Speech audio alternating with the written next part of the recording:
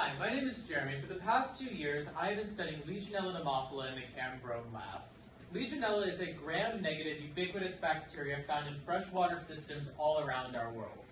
It's often classified as a facultative intracellular parasite because its normal life cycle involves it being phagocytosed by a freshwater protozoa like amoeba. Once it gets inside of this amoeba system, it uses a modified type 4 secretion system that we termed .ICM in order to make that phagocytic vesicle livable, where it will survive in it, replicate, till it's eventually released out into the environment again, repeating its life cycle. Now what's interesting is that the bacteria can accidentally affect humans. If contaminated water is sent through something like the water treatment plant system to an air conditioner or a vegetable mister, the bacteria can be aerosolized on those water particles where we can breathe it in, and it can get into our lungs. And when it is in our lungs, it will be endocytosed just by those same macrophages through a similar system to the amoeba. In that phagosome and that macrophage, it will use .ICM once again to manipulate it, survive in those amoeba, till it's eventually released in our lungs, creating a feedback cycle and developing into pneumonia and often death.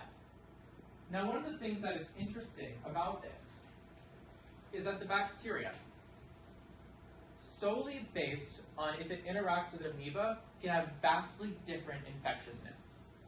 In other words, let's say our bacteria gets into an amoeba system, grows inside and is released, and that same bacteria eventually goes and gets into our lungs. It can be 10 to 100 times more infectious than as if it just went straight to the macrophage.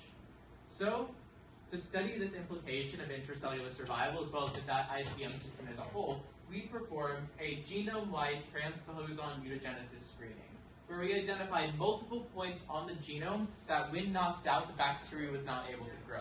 One of which was 730. 730 was annotated as an ATP binding set, or in other words, a transporter protein that's important for some kind of nutrient acquisition, which we didn't know what that was at that time. But we knew that if we knocked out 730, the bacteria was not able to grow. As seen here, the top bar of black, that's going to be our wild type. The bottom bar of red, that's our transposon mutagenesis, that knocked out strain where it's not making that 730 complex. And then, whenever we add that strain back in, add that gene back in on a plasmid, we could see a complete restoration of growth. Something that is actually extremely rare for bacterial membrane transport proteins. This complete complementation fulfilled Koch's molecular postulates and allowed us to further study this system. The next step in the study of this system was to get a minimal media recipe. And here's where it gets a little weird. We went back to the literature to find a defined minimal media recipe so we know exactly what's in it, and we found a recipe from 1979. But when we tried growing our bacteria in it, it didn't. And it's weird. So we were like, what could have possibly happened? So I hypothesized that maybe this is due to the fact that we're 40 years down the line in lab strains, so there might be slight differences. But we did think about that if we grow the bacteria in AYE or rich media, we need to supplement that media with cysteine and iron. So we supplemented our minimal media with cysteine, and sure enough, as seen by the black bars here, that growth was restored. And we could therefore have a minimal media recipe to actually study this complex with. So, the next step, to put our strains into that minimal media. And we see that the wild type has exceptional growth. The knockout strain, that 730 mutant, has no growth at all, not even a single capable cell division, suggesting that it's really critical for bacterial survival, and restored to that wild type growth as seen by the red bars. So now that we have a minimal media recipe that works and we can see a differentiation in results, we can move on to what we're going to do with it. And we wanted to do a competitive inhibition experiment of how can we interfere with the activity of that 730 mutant.